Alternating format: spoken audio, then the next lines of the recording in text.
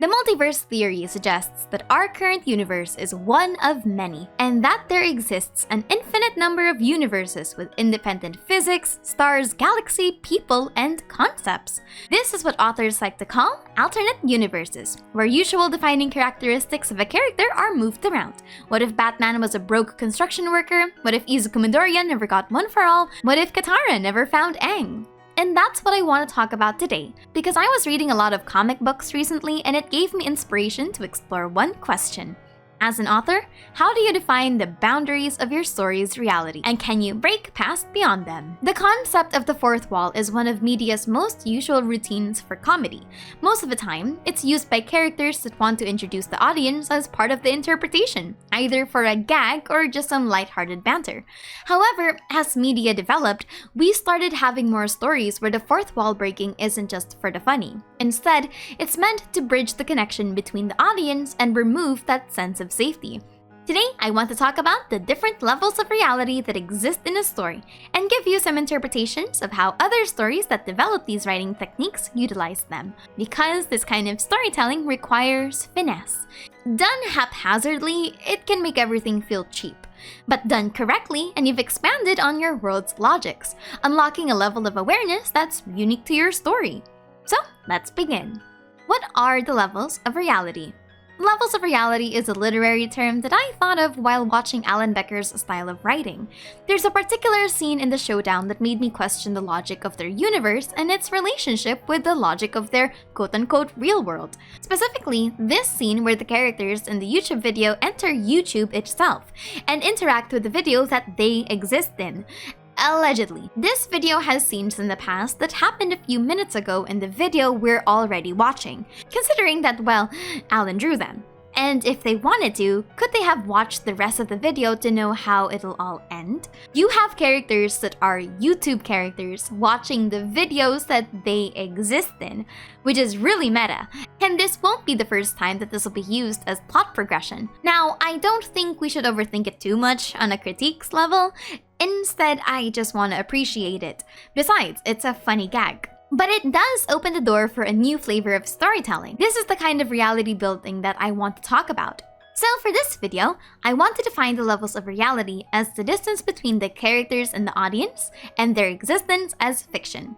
This kind of narrative tool is meant to add a layer of the character's awareness of the world beyond, as well as their ability or knowledge of the fundamentals that created them.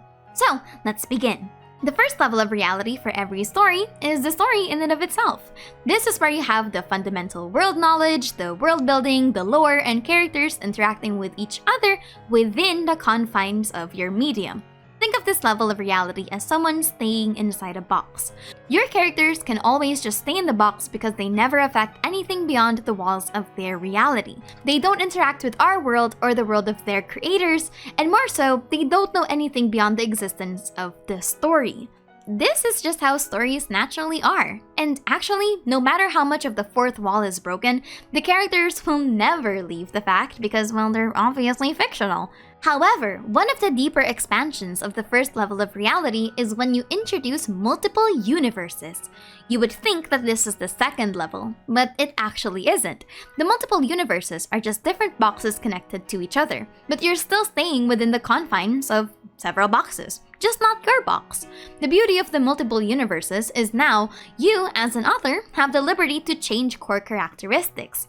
But when you're writing multiple universes, it still needs to abide by some kind of logic that is inherent to the character. This is usually done by breaking a character to their core-most characteristics, and those characteristics are what you change around. By keeping their internal character logic, you keep the character itself, not just their name or their appearance. For example, the character of Zuko in Avatar: The Last Airbender can be defined by three core themes: his want for honor because of his banishment, his status as a prince, and the presence of redemption. There are characters and events that influence each theme. One example of an alternate universe can center on the possibility that Zuko was never banished because he never spoke out of place. Another one is that what if Iroh was never there to be his mentor figure? Instead, he journeyed with Azula. Would he have gotten the same possibility of redemption? Regardless of what changes, the fundamental core, because you've already defined what makes Zuko Zuko, is still intact. There are many main aspects of a character's description that are usually influenced by circumstances, but I'm only going to name the most prevalent 3 that are usually used by people that make alternate universe media, just for reference. 1 is morality, affected by events to come. A character's definition of good and bad may alter depending on how much you change or introduce new events. One example of this is the alternate DC universe, Injustice. Injustice is a world in which Superman turns hostile, angry, and dictatorial because Joker killed everyone in Metropolis, baited him into killing Lois Lane and his unborn child with fear toxin, and basically erased everything that made him Clark Kent minus his family. This single moment is what brings Superman to the deep end and realizes that fear is the only true way to invoke justice.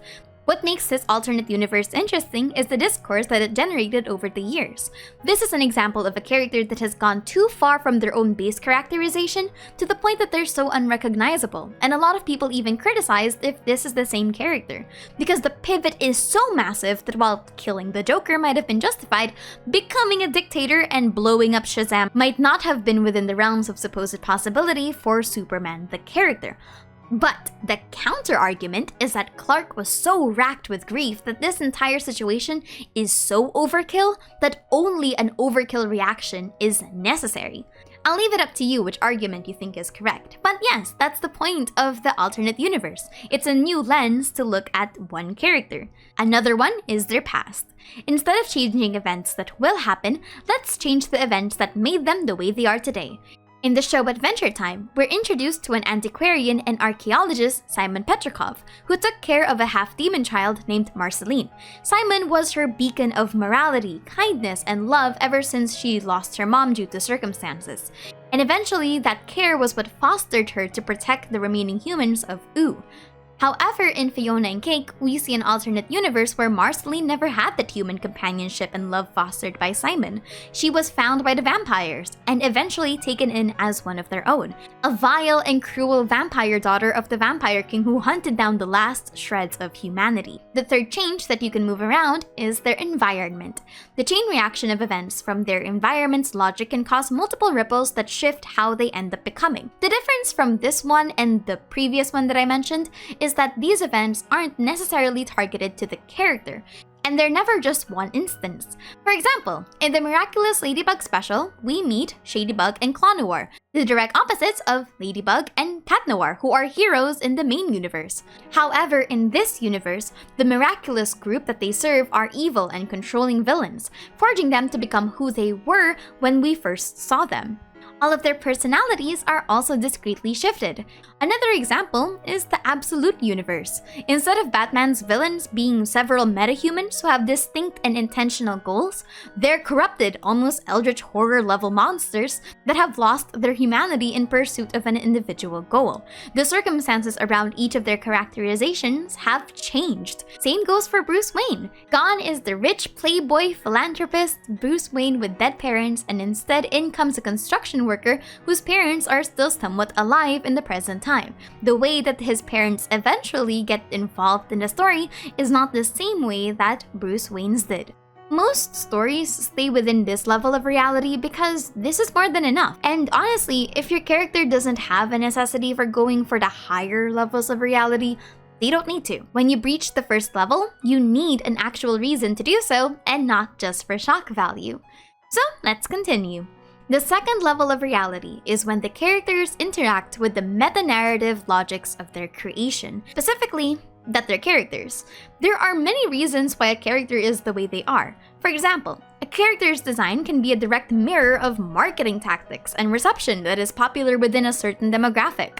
Or, the characters can be killed off, not because of faults of their own, but because of the character's demands.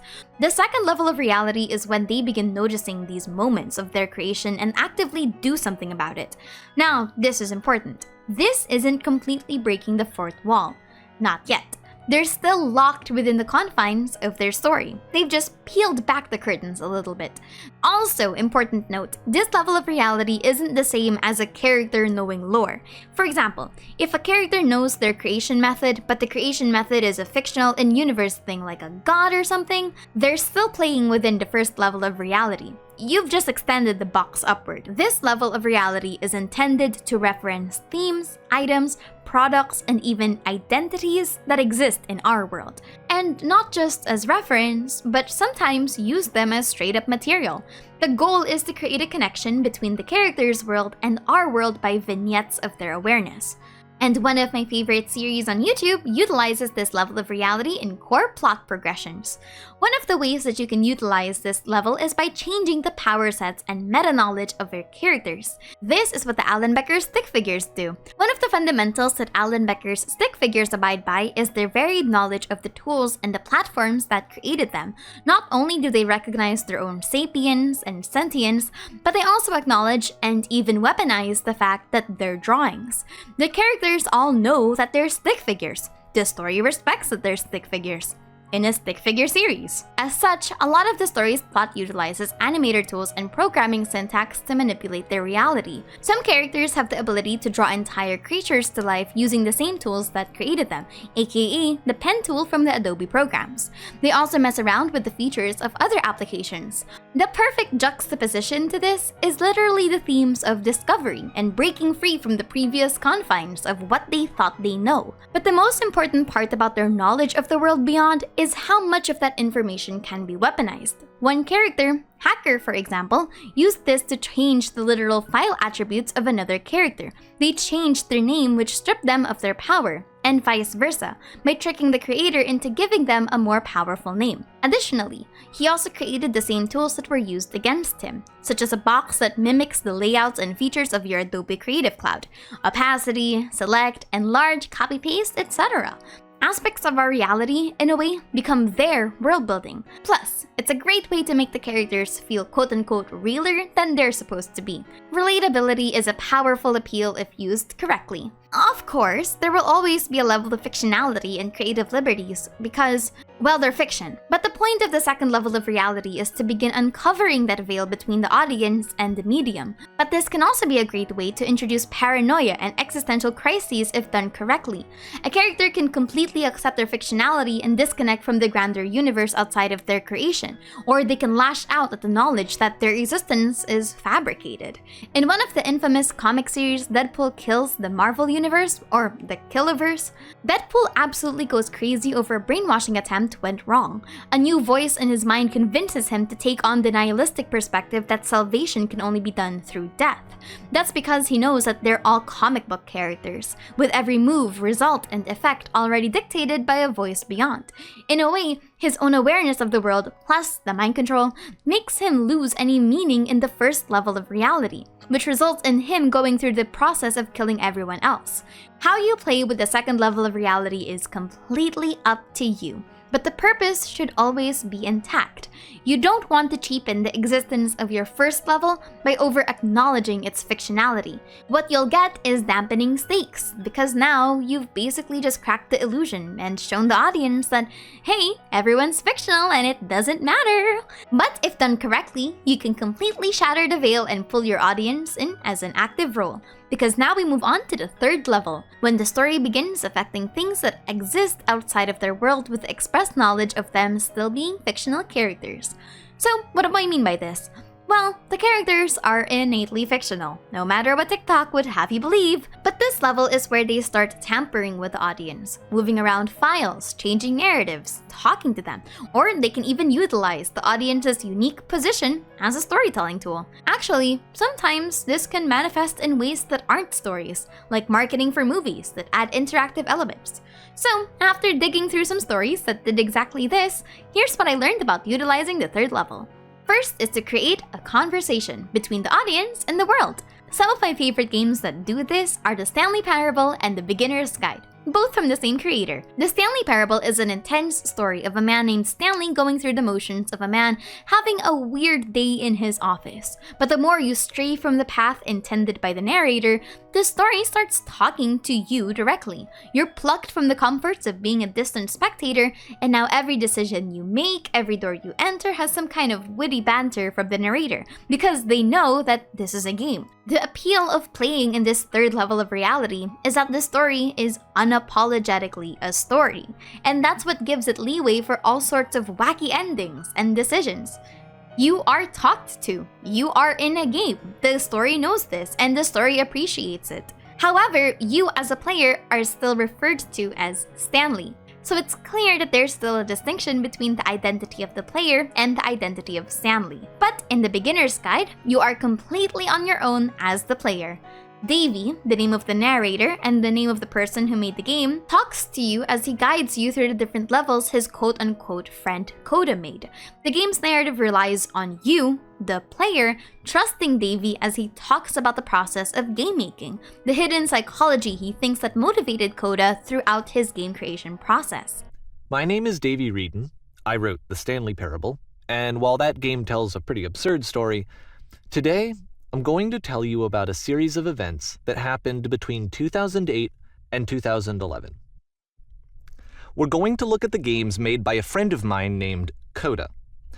Now, these games mean a lot to me. I met Coda in early 2009 at a time when I was really struggling with some personal stuff, and his work pointed me in a very powerful direction. I found it to be a good reference point for the kinds of creative works that I wanted to make. So just to start you off, this is, I think, the first game he ever made. It's like a reminder that this video game was constructed by a real person. And it kind of makes you wonder, what was going through his head as he was building this? This is what I like about all of Coda's games. I mean, not that they're all fascinating as games, but that they are all going to give us access to their creator. I want us to see past the games themselves. I want to get to know who this human being really is. And that's exactly what we're going to do here. The vulnerable position of the audience being an active ally to Davey is the pivotal storytelling tool that eventually culminates in the final reveal. Coda's supposed motivations for doing certain game design elements were nothing more than Davey inserting his own insecurities and perceptions of Coda into the interpretations, to the point that the game was quote-unquote poisoned for Coda. Coda's uncomfortable and asks him to leave him alone. He doesn't even want this game to be out there. Of course, twist stories exist, but what makes this so unique is that the beginner's guide is a game. It's a game about a game. It was a guy presenting his projects, talking to you, the player, about his experiences and his friend. And in turn, he never pretends that you're anything more than a player. You're not a character. You're not a fictional character. Or you're not a hero of the world. You're just you. So when the ending comes, it doesn't just hit because it's a twist. It cuts so much deeper because if you did choose to trust Davey, he lied directly to you, the player. This is still one of my most favorite games of all time, and I really want to discuss this in the future because this was way too short of a summary. The less distance you create with your story and the audience, the more unique the interaction becomes. This is why, while fourth wall jokes and jabs are funny at times, some of the more fascinating elements of games get so intimate with their audience. Uncomfortably intimate. Like changing game files, remembering your past saves no matter how much you try to leave, or just straight up dragging you through the story. You can make the audience lose that sense of safety that they're just natural spectators. Remember, immersion is mostly psychological and there's nothing wrong with that. Now, here's the thing. While I praise this kind of storytelling, this is very much a medium-dependent niche. That's because some media naturally don't have the interactive elements the same way games do. And that's why the execution of the third level of reality needs to be intentional. I'll say it again. If your story tries to ramp up the stakes too high, you could accidentally undermine your actual world and characters. The objective quality of a story will always be difficult to pinpoint because different people, different tastes. But if you're going to break reality, you need to make that bridge tangible. You need to actually build the bridge. Sure, you can have characters randomly breaking the fourth wall every now and then for humor, but if you're going to make it a bigger component, there needs to be a reason embedded in the first level of reality. Here are some examples. The sentience of the character is correlated with their environment and location. The medium that they talk to the audience with is an actual platform. Or they could be mentally or physically unwell and have been using the third level of reality as a form of escapism.